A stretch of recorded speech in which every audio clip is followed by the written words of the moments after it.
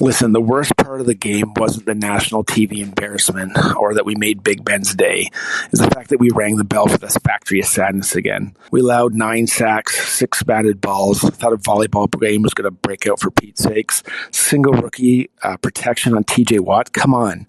Steelers' O-plan or offense plan should have been our plan. And the friggin' punter kicks the damn ground. Well, get the tissue production ready and get ready for 1 o'clock cheers and 4 o'clock tears. I'm out.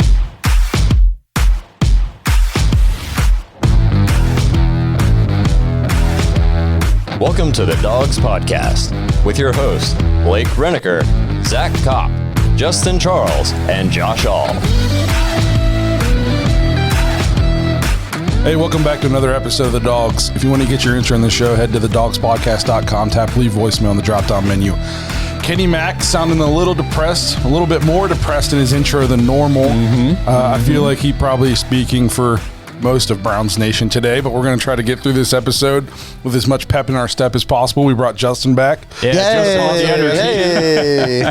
Good to be back. Yeah, man. Before we get into the debacle that was a football game last night, remember to check us out on Facebook, Instagram, Twitter, and TikTok.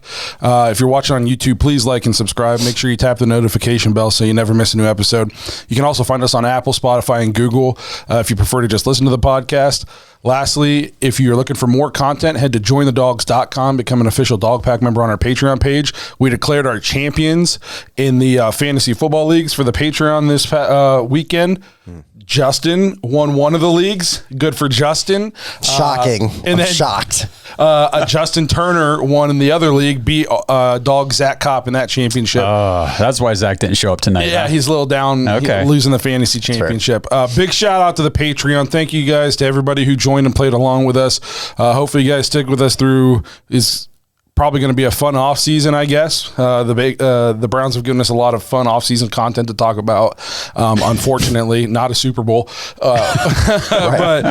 So if you guys are interested in more content, more direct access to us, an extra episode every week, if that's something that interests you, we just got our first overseas Patreon member. Big shout out to Luke from Ireland. So that's really cool. Literally Browns fans across the country and now around the world. So if that's something that interests you, check out jointhedawgs.com and become an official Dog Pack member. Love it. So, as I mentioned, the Browns, they showed up to a football game last night. They didn't play a football game. On one side of the ball. The defense played pretty well. I'll tell you what, we're going to start off positive. It was good to see the defense in a game that honestly didn't mean anything as far as playoff implications or anything like that. Defense still showed up and played well. Yep. So that's about the only positive thing you can say. Well, they played well except for the run defense. I will say 2 games now Najee has ran on us. For a guy who was averaging 3-something a carry all season behind a terrible offensive line, he carved us up again. Imagine how low his average would be if you take out the 2 games against the Browns. Yeah. 2 games where he ran well. Yeah, right. But imagine if he had an offensive line. Yeah. Scary.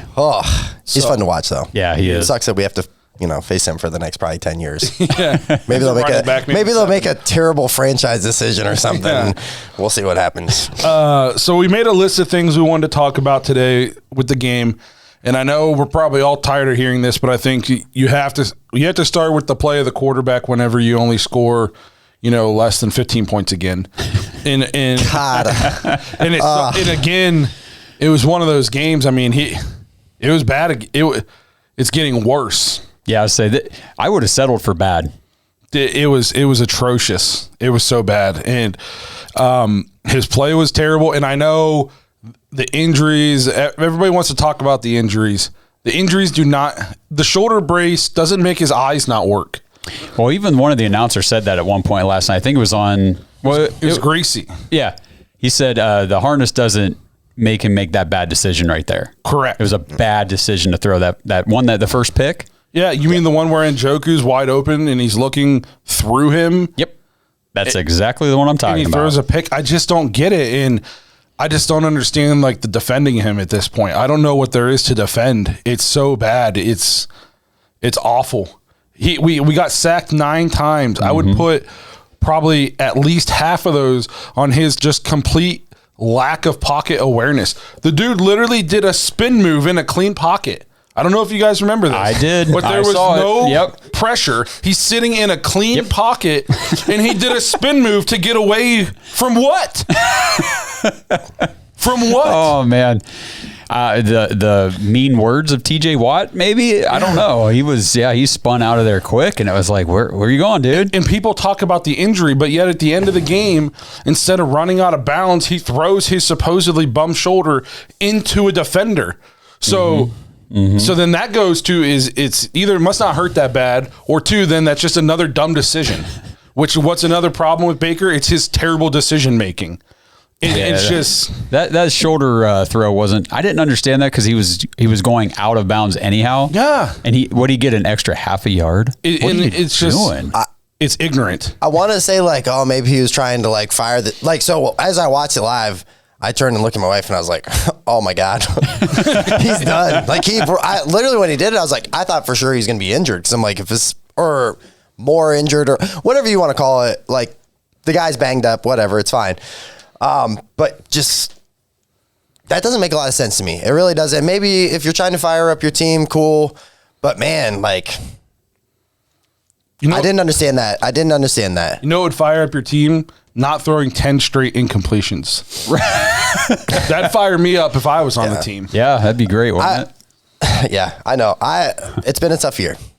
It's been atrocious. It really has. And if it had anything to do, I know week 2 was a long time ago. And if we look back now, probably, who knows, maybe we shut him down. I don't know.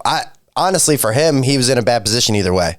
You're playing for money, or you're playing for maybe your future in Cleveland. But he would have gotten the benefit of the doubt had he not gone through with an injury-riddled season. But now now everything is in question. You know what I mean? Like if he'd have just shut it down and gotten healthy, then it's like, oh well, he got hurt. What can we do? If he shuts down week 2, we all still think he's the guy, bro. Right, I'm literally sitting here right now going, wait till we get Baker back. Yeah, and I'm not gonna lie, we probably signed him to a contract. You know, I don't know if we would have signed him, but there would have been way more optimism going into his extension.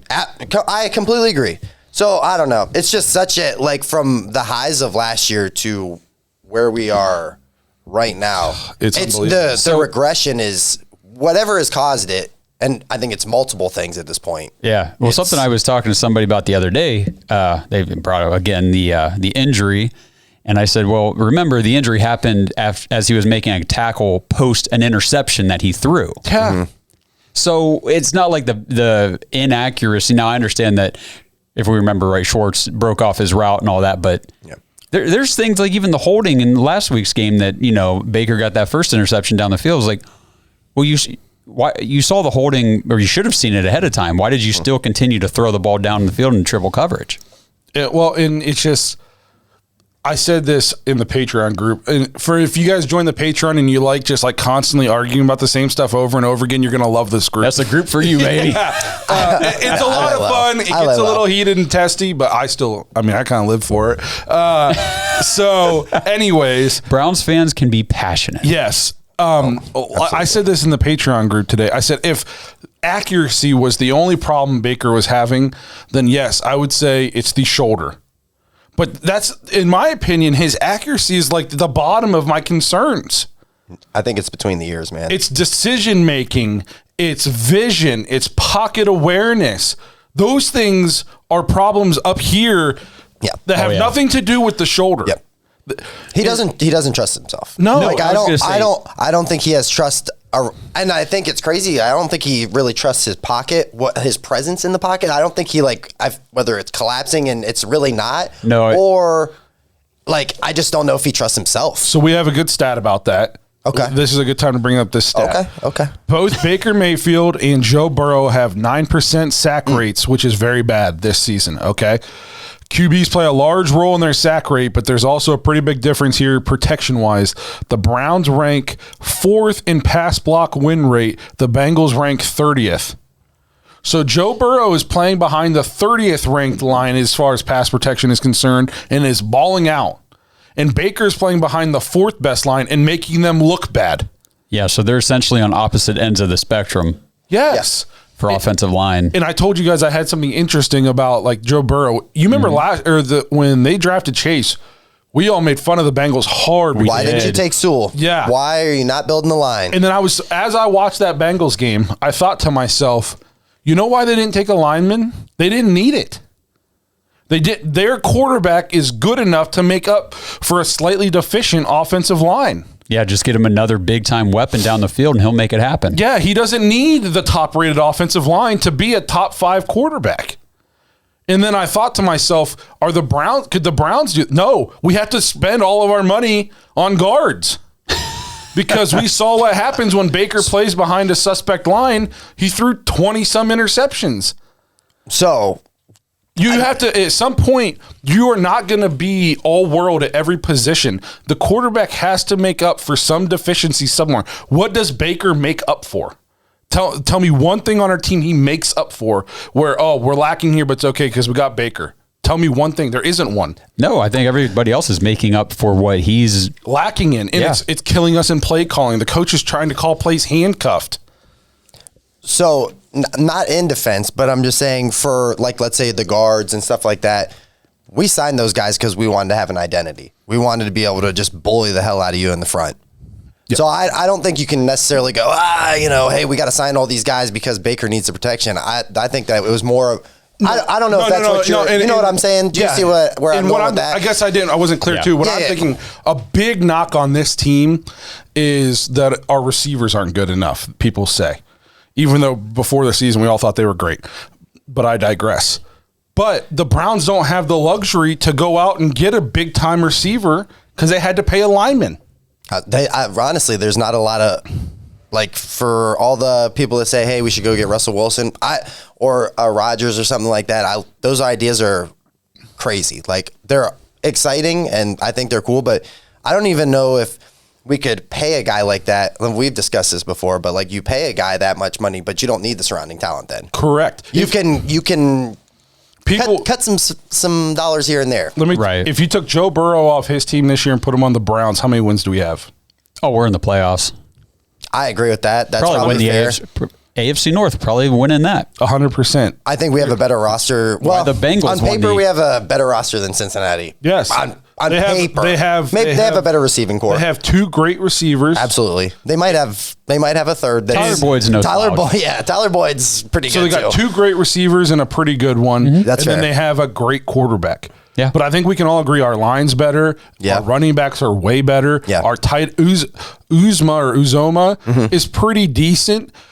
But he's not all world. Burrow makes him look. I was gonna say Burrow makes him. He gets production. He gets a lot of production from. So it's just crazy. I don't understand. I just don't understand how anybody defends it anymore. At this point, he's sub 5. And I posed this question. People defend him a lot because they're like, you're not showing any respect for the guy who turned the franchise around. We're not turned around. Yeah, we're not turned around. I'm more unsure now than I've probably been last 5 years. Yeah. I mean, I know we're hitting on picks that we're like, we took Myles Garrett, but we didn't know what we were getting this next year.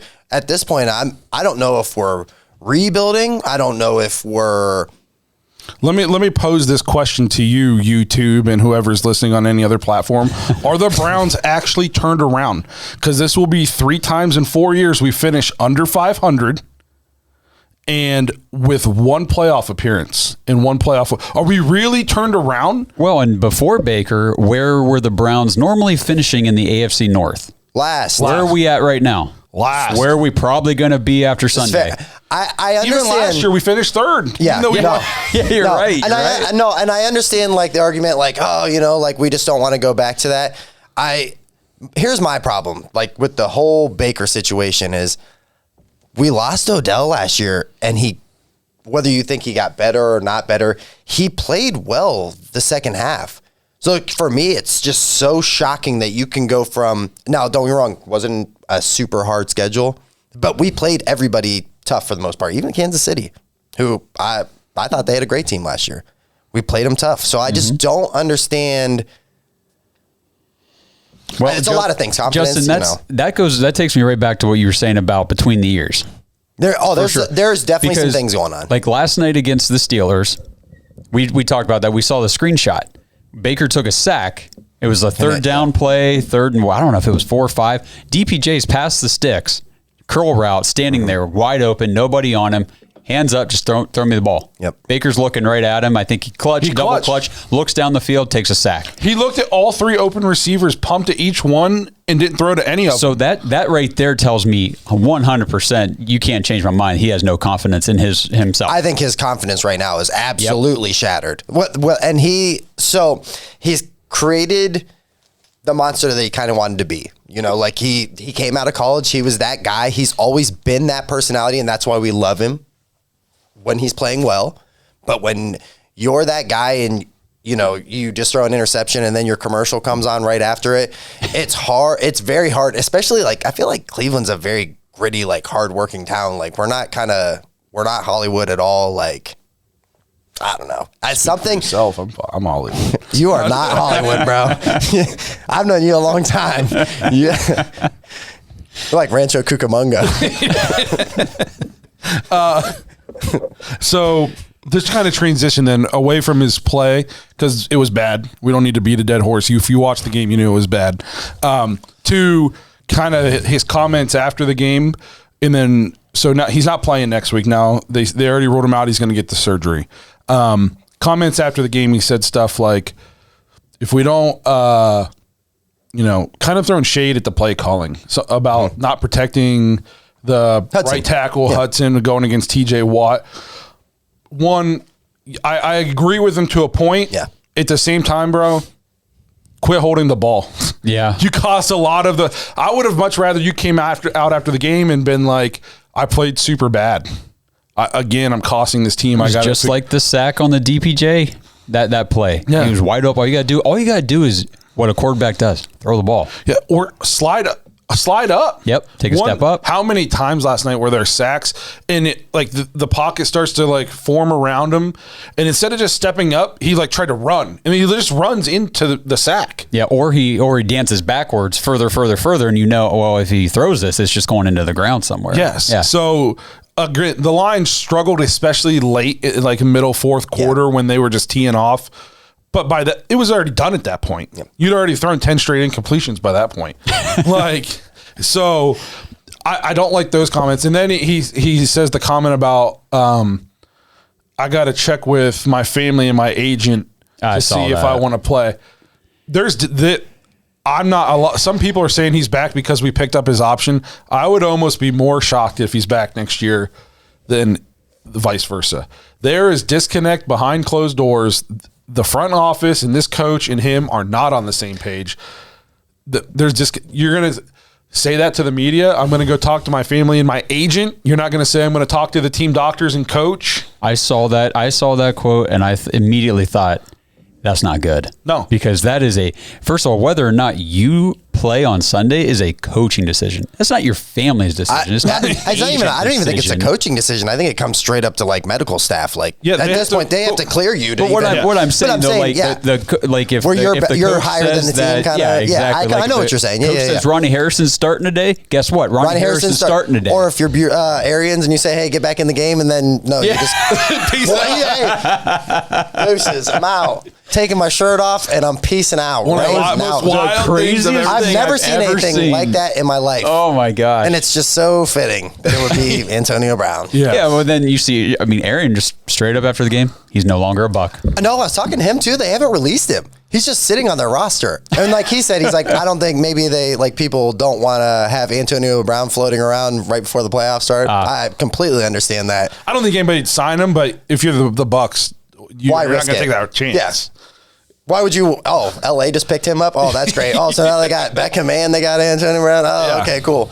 But there's a couple things. Like, I don't like the challenging of the coaching. I don't like that. Like for me, that's all like closed door stuff. Mm-hmm. Like that. None of that should be out in the media. I feel like you should be a very like. You guys say I'm like a politician answer and stuff like that. You should be a politician up there at the podium. Just yes, no. Oh yeah, I think we can do better. Okay, yeah, I did play terrible. I didn't get to watch. Yeah, absolutely. Like, and I know not all quarterbacks are like that. Aaron Rodgers is kind of a little rough around the edges with stuff like that. But but he's earned it because he's. I completely agree with you. One of the best, and he still takes a lot of shade. Yep. Because I've definitely. No, I think Aaron very badly Rodgers about Aaron Rodgers. He's kind of a monster douche. Yes. Yeah. But you know, he can play football. Yes, he can. And like when it's like that, you can kind of be a douche. Yep. So I don't know, like that there, but there was some maybe questionable play calling, maybe some questionable decisions. For me, like flag after flag after flag, I just go, hey, like, what are we doing? I know like practice is practice, but like if you're not even taking practice reps serious, or you can say, oh, the crowd was loud, but like for me, that's so frustrating. That comes down to discipline. Last night, how many series in a row, at least in the first half, was 2-yard run, 5 yard, second and 7, second and 8, incomplete pass, 3rd and 8, incomplete pass, punt, or holding, yeah, and then all of a sudden it's 3rd and 18, and every single series, I feel like it was 3rd and long, 3rd and long, 3rd and long. It's like, well, here we go, 3rd and out.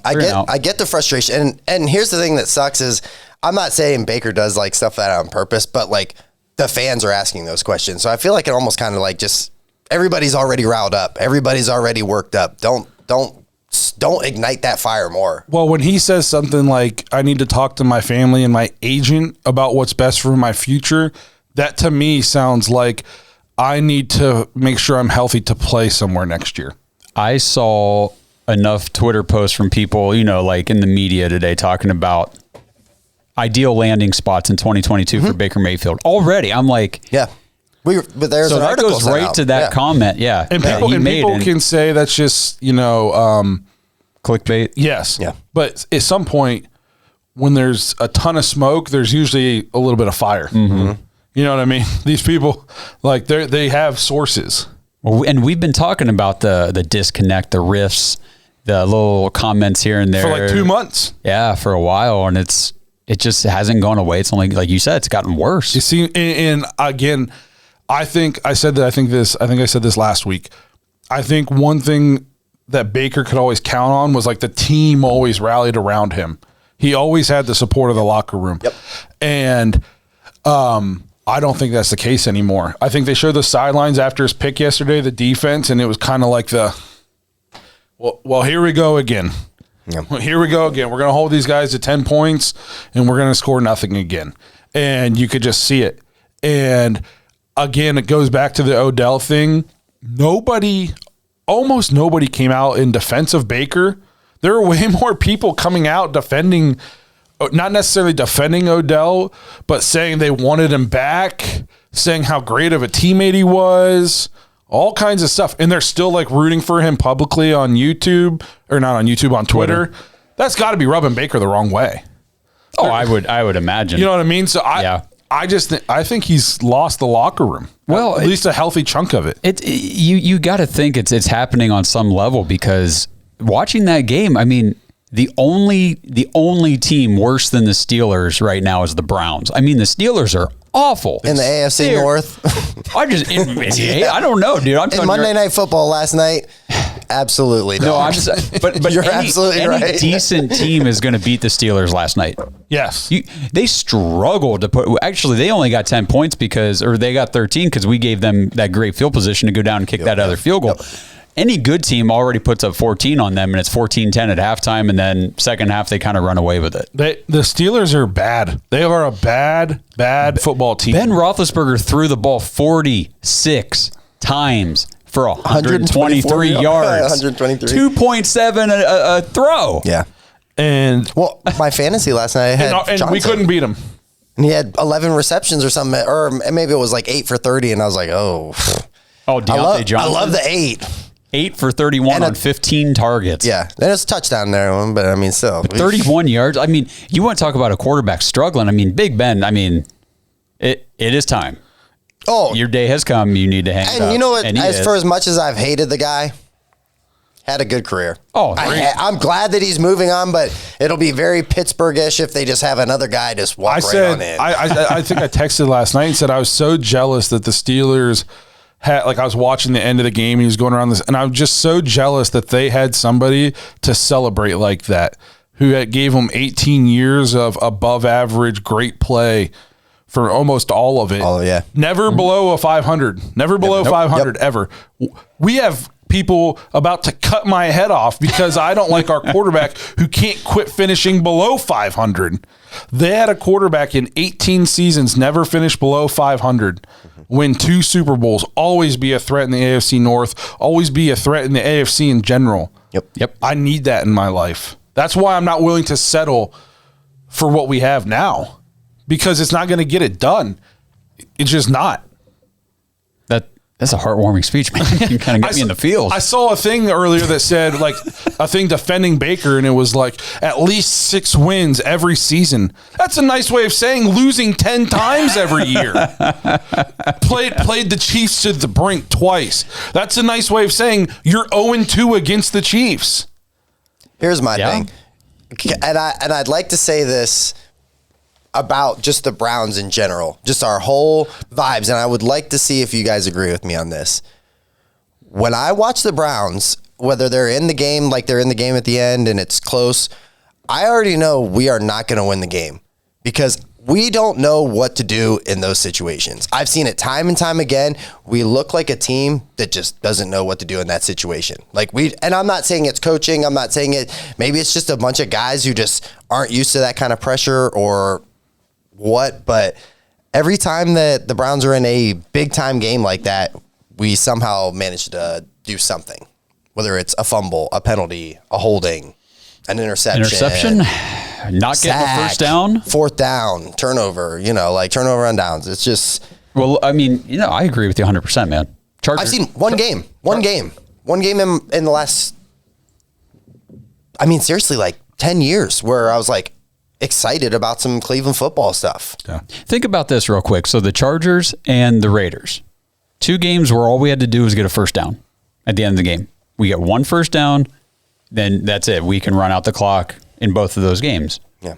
We lost both of those games. But if we win both of those games, we're in the playoffs. We're probably in the playoffs. Probably we'd winning be 9-7 right now. Yeah, we'd be 9-7. Heading to this week. Wild card for sure. I saw a crazy thing that if Jacksonville beats the Colts, if the Chargers and the Raiders tie, don't tie. No, if they do tie though, both those teams make it. So they're just going to knee off.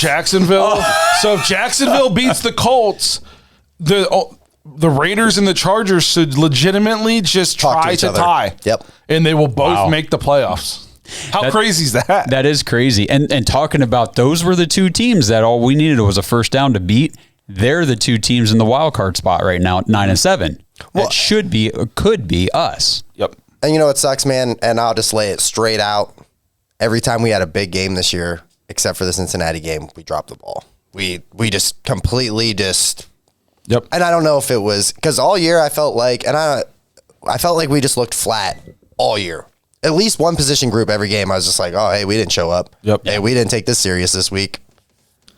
Let's transition off Baker because we got probably a whole offseason to talk about that, and I have a lot more to say, but we're just talking about this game. So let's go into. Let us know what you guys think about his play, his comments after the game. Is he going to be here next year? What do you think about him not playing next week? Consulting his agent over the team. Let us know what you guys think. So the other thing a lot of people are screaming about in the Twitterverse was the play calling last night. Screaming, run the ball, run the ball, run the ball, all that good stuff. So I wanted to get your guys' take. I have my take on the play calling. I was kind of telling Justin a little bit about it on the way up. What do you think? I'm not putting blame on Stefanski. But what I am going to say is, that your quarterback at this point in the season blows. Just absolutely sucks. And he's hurt, whatever. Hurt, sucks, no confidence, whatever. Get the ball out of his hand until you have to. Now, I understand a lot of those, like I said earlier, we were run the ball first down, we get 2-3 yards. It's kind of tough to run it a second time and think, well, if we only get 1, now we're 3rd and 6.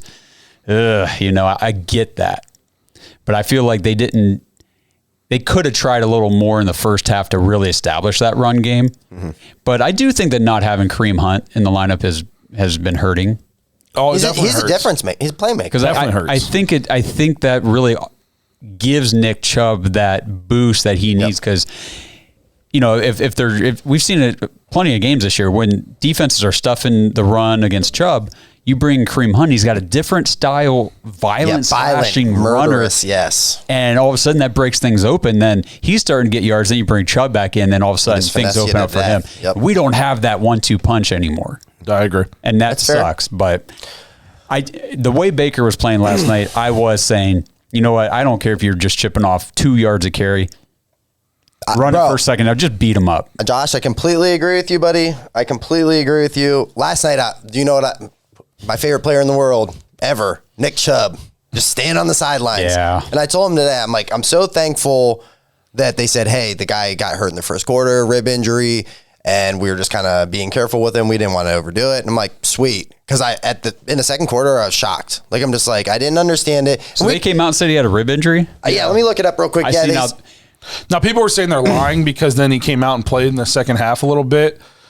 Stefanski said he got his ribs hurt. I think I know what play it was. It was the play where we tried it. Everybody's saying scream, run the ball. And we ran it and all 11 guys from the Steelers tackled him. And then they took him out and they said he needed a rest. So I'm guessing he kind of sat the rest of the half. They got a little treatment at halftime, decided to give it a go. And then it was just like, hey, this hurts. Yeah. And why am I doing this? So did they come out after the game or was it during the game? I got that today. But I have this app. It's just literally like for fantasy, and all it is it just spews just injuries and active rosters and but it's good COVID. Information. Love it. I love it. Oh yeah. Yeah, I feel like it's a game changer, but I don't know. I agree with you there. So that kind of bothered me. My thing. I feel like we don't ever make adjustments either. Like we stick to the same plan the whole game. Watching Hudson just get pushed around sucked. But I mean, at that point, what are you going to do? Right? What do you switch? You put Wills on the other side, and then it's just the same. It's the same on the other side. I mean, you could try to chip him with a tight end and stuff like that. But at the end of the day, too, we were calling a ton of plays to get the ball out of Baker's hand quick. He just wouldn't throw it. He wouldn't do it. Yeah. I do put a lot of the sacks, a lot of the pressure stuff on Baker. Yeah. I mean, they're showing the pocket clock, and it was bad. Like it was 3+ seconds. Like, dude, most of the time. Like you don't have that time. You don't. It's NFL. You just don't. We had guys open. That's the thing that sucks is like when you watch the replays, and it's not like a guy was open on the other side of the field and he had his back turned and just didn't see him. No. I get that. He was looking right at a guy and just didn't throw it. That's where you kind of have to go like, what has happened? Like, is he not seeing over the line? Like, I don't think it's that he can't see over the line, but because there's a little bit of you think that's a little, but then you got Kyler Murray who's 5'3", and some people. I'm just kidding. Don't get me wrong though. They put on his draft stuff that he was 5'10" in like one quarter. No, he's not. No, he's not. He had some tissues in his shoe. No. Here's the thing. Some people though figure out those throwing lanes. No, yeah. You know what I mean? Yeah. And so my thing on the play calling, I was a little bit befuddled. Like, where's Nick Chubb? Not necessarily, even if I'm not going to scream like we should be pounding the rock with him. Like, at least have him out there. At least there's the danger of having him out there. I was like, where is he? I thought he either, on that play, I thought Stefanski saw him get killed and was just like, no. We don't have any. Yeah, hey, he'll be back next year. Yeah, we need him next year. Yep. 2, he got hurt and we just didn't know about it. Correct. You know what I mean? Or 3, the plan was we're going to come in, get Nick Chubb some carries early and then just get him out. So I thought one of those 3 things happened. But I was like, why is this guy not on the field? Mm-hmm. But then I was talking to Justin on the way up. What's the easiest down in football to throw on? It's first. Oh, yeah, because what's the hardest? Third. Correct. Yeah. Baker's completion percentage on third down is below 50%. We would be screaming if we run the ball first down, run the ball second down, and we throw the ball on 3rd and 8, 3rd and 7 every time. We would be screaming, you throw the ball on first down, you got to get some easy throws. Yeah. So he's coming out. We said this almost all preseason. We thought this year teams were going to stack the box and force us to throw, and that we were going to have to use the pass early in games to open up the run. Oh, they're doing that, bro. Yes, we said that. Oh, they're putting him in the box. We sat at this very table and said that all offseason. Yeah. So I'm not surprised that we're coming out and trying to establish some kind of passing game because teams are forcing us to do that. Just use that last drive in the Packers game that we talked about last week as a perfect example. People saying, run the ball, run the ball, run the ball. Stefanski drew up 3 perfect pass plays to get yards, to get down the field, to try to get in field goal range or in position to score to win that game. And Baker blew all 3 of them. Yes. So what are you supposed to do? I'm in your corner, Blake. I get what you're saying about this. Do I understand, like, we should get Chubb the ball more? Another thing, people were like, it was like halfway through or into the second quarter, Chubb's averaging 6 yards a carry. He's got 30 yards on one run and 5 on the rest of his carries. It's not like we're gashing him. Right. You know what I mean? He broke 1. On the other ones, he got stomped. Almost got killed. So you have to come out. Stefanski's calling some easy pass plays to get Baker into a rhythm to soften up the defense so then we can get into second and short and then the full playbook's open. Then we can go play action. We can go bootleg. We can hand it off. But when he calls simple pass plays on first down and you can't complete basic NFL plays, now you're going to run it on 2nd and 10 when we've been running the ball for 1 yard a clip? Yeah. You know what I mean? So, and at one point, people were screaming about running the ball. Baker, it was like fourth quarter. We'd only thrown the ball 20 times or 23 times. This is 2022. Teams throw for that in a quarter. Ben had, 30-plus pass attempts in the first half? Yeah. Yep. Then they're like, well, we ended up throwing the ball 38 times. You were down 2 scores in the fourth. Had to. You had to. Most of his throws were probably on like the last 3 drives. Most of his yards were on the last 3 drives. Yeah, so the play calling, could things be like a little different? Yes, but again, I think I've said it a million times. I think Stefanski is 100% handicapped in his play calling. And I will say that at more defensive Stefanski, his play calling was handicapped definitely in the first quarter, not just by Baker, but by the play of the game. Austin Hooper. Oh. I defended him, saying that I think he would be better if we had better QB play. Last night was a rough show. Yeah, sorry, Hoop. Can't really hit you in the hands or the chest any better than that. And then the penalties. It was like, what is this guy doing? It was so frustrating because we've watched so often Baker miss throws. Then he's hitting a guy, and the guy's dropping the pass. It's like, come on, man. And that's the thing. Like I was telling him, it's super easy when things are going bad just for it to just keep compounding.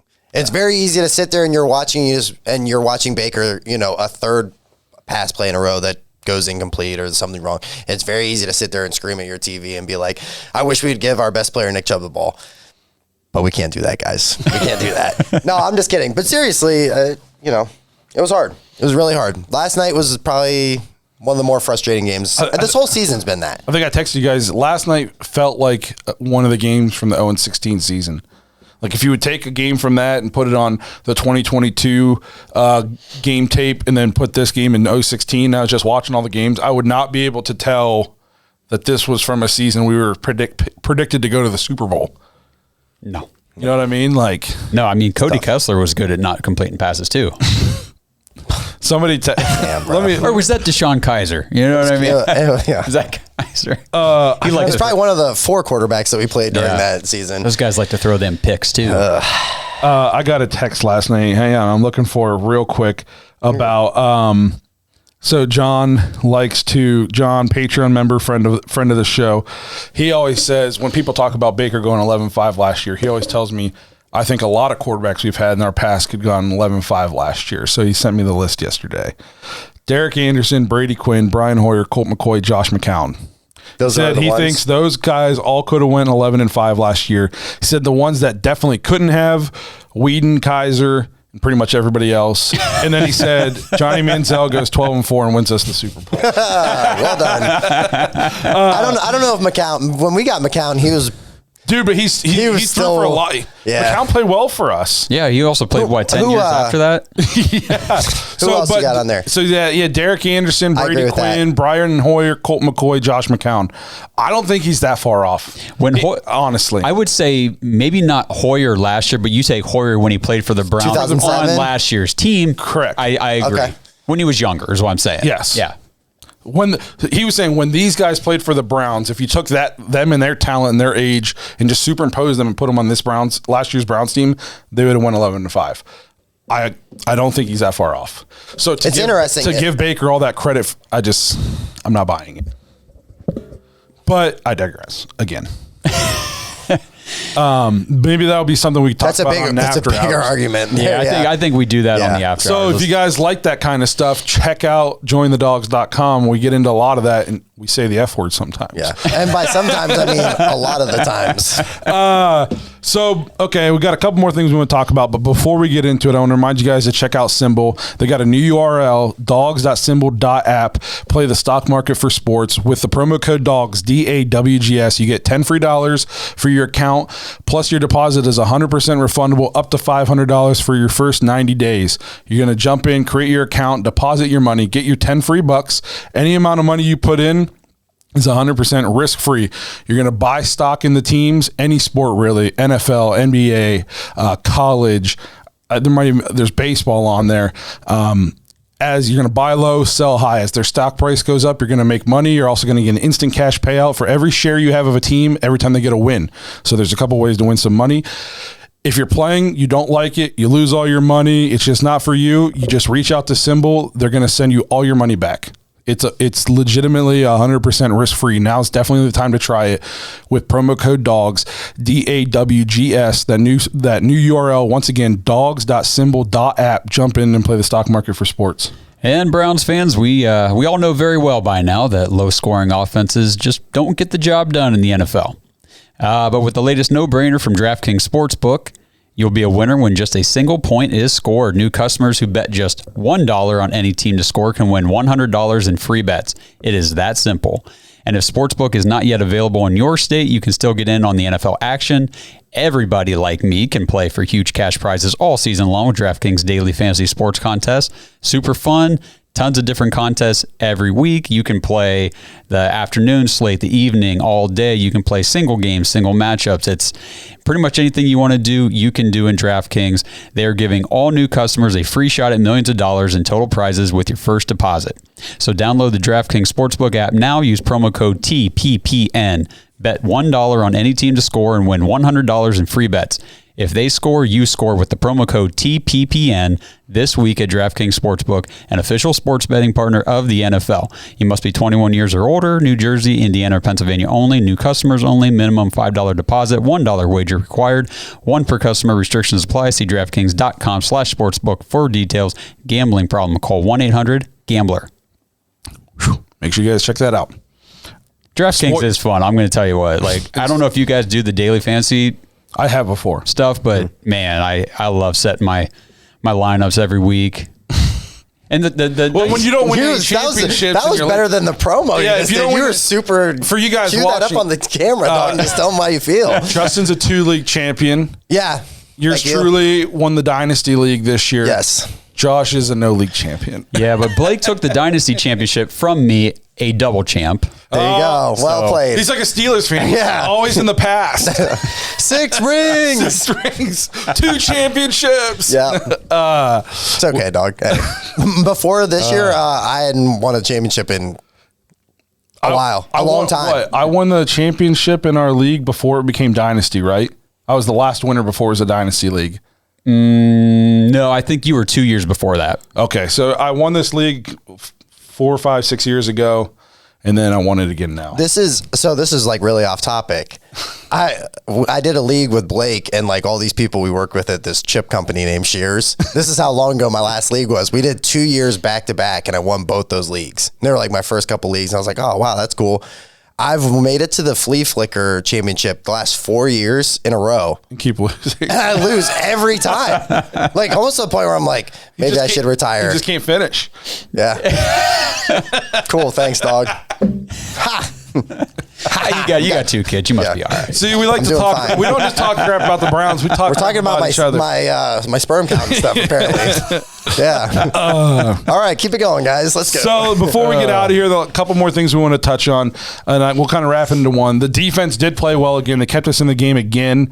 I know they end up scoring 26, but they got that late cheap touchdown. It was 19. Yeah. And it was 10 for a lot of the game and 13 when we gave them short. I mean, the defense did all they could. Ben Roethlisberger, 46 attempts, only had 123 yards. His net passing, if you take out sacks, he threw for 109 yards. I mean, defense has got to be frustrated looking like, hey, guys, can you I don't know, score? No, that's Couple I'm points? telling you. After we threw that pick, they showed the side, and the defense was just like, my God. Of course. Yep. So this is the defense now.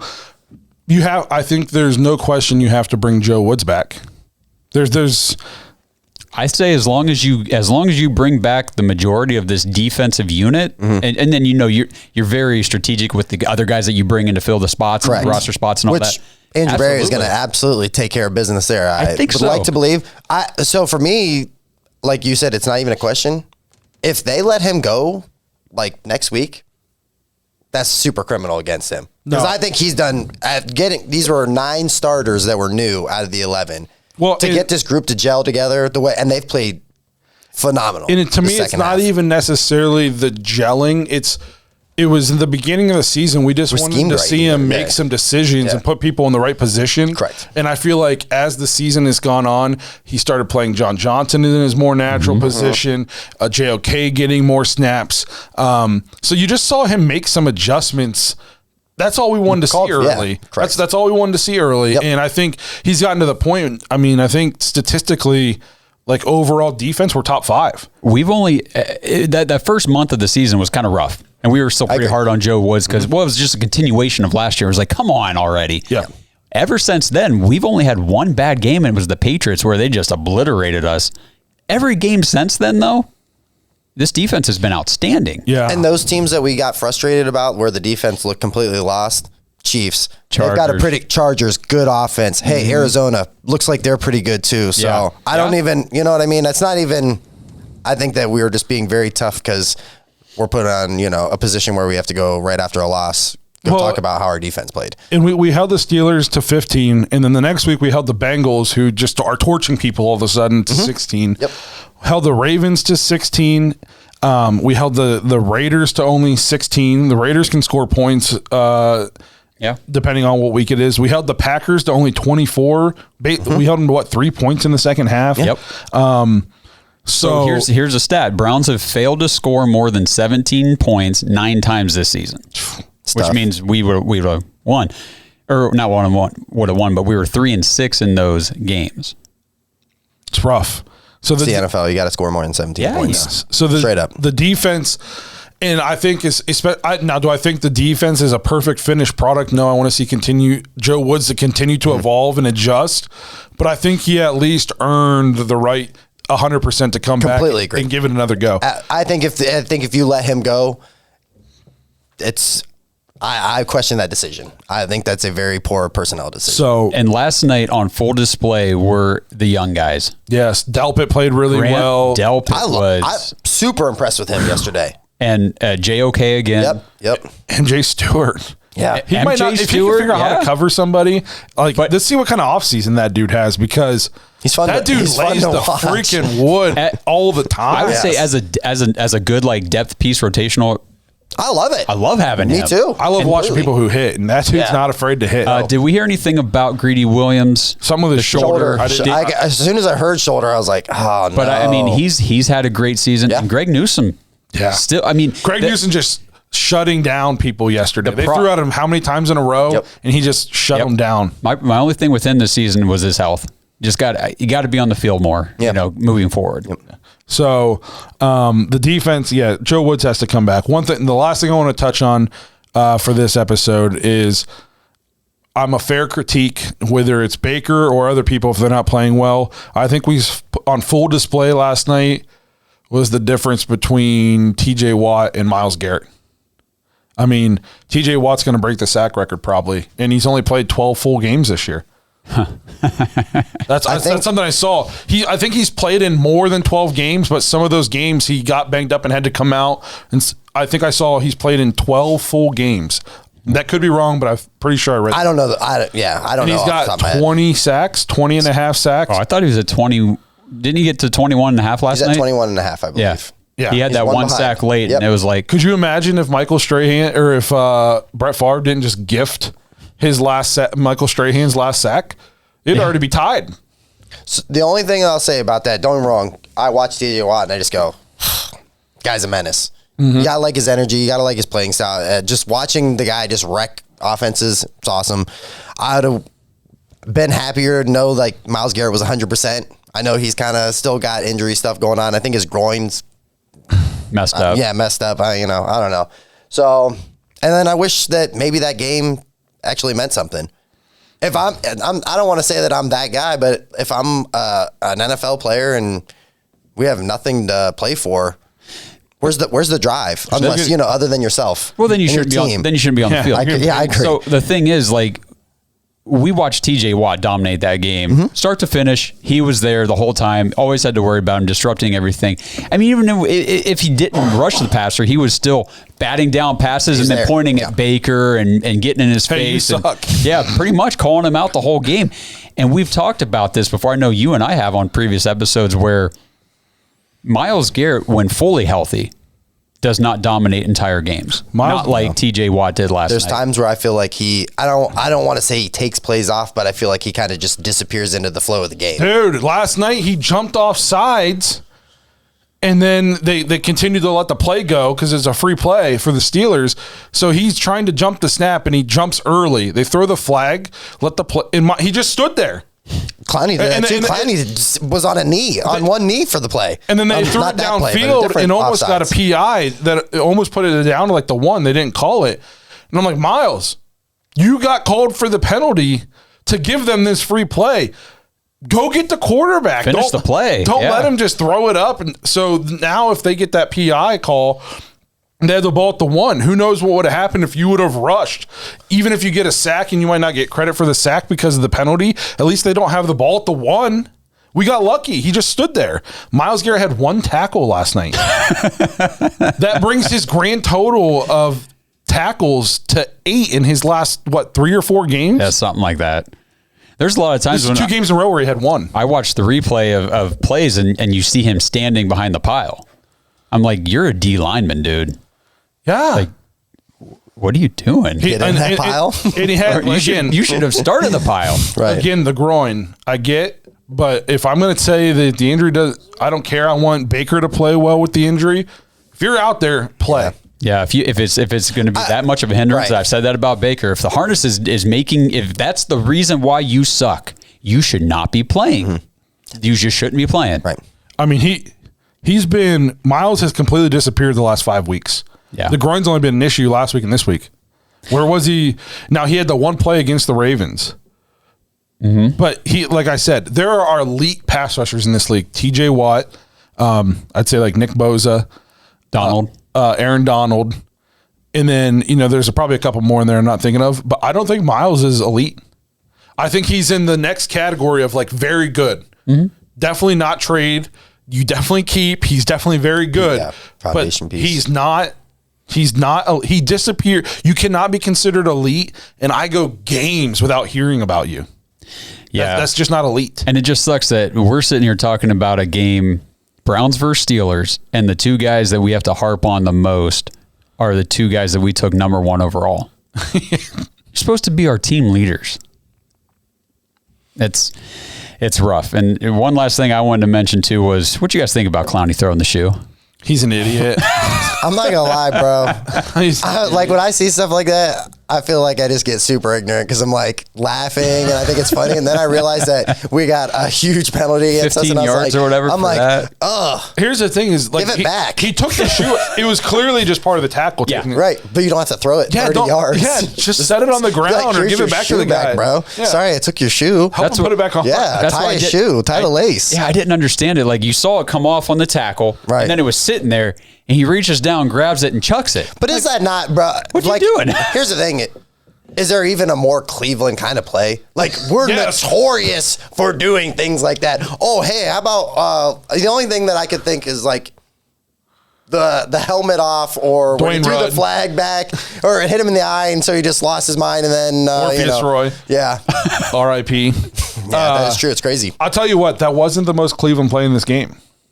The punter. When the punter... Yeah, the punter kicking the ground. Oh, this silly earth is in the way. You know what's crazy is that happened, and here's the thing is, like, I think you guys know me, like, pretty well how I am as a person, but I don't think Patreon, like, really, like they haven't really pulled back the layers of Justin Charles. Like, I'm a deeply dark person down there.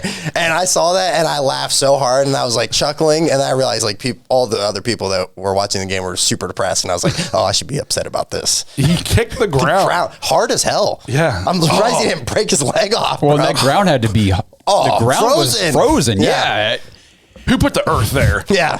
Well, it's just so funny that we got Lord, Jamie help me. Gillen. Please get this dirt out. Jamie Gillen, week 1, drops a snap. Correct. Just straight up drops a punt snap. It's like, oh, okay.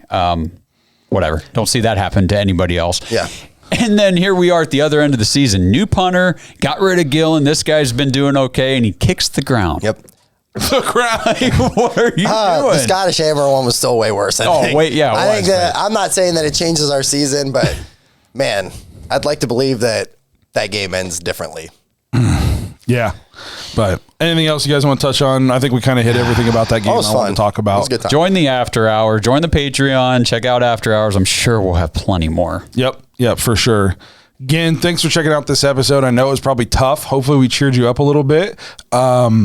We got one more game. Make sure you guys check out the After Hours if you want an extra episode. It should be pretty fun. If not, we'll see you on Thursday when we break down the matchup against the Bengals. Last game of the season before we get into it. It's probably going to be a crazy offseason, so make sure you're here with us. And again, thanks for being here.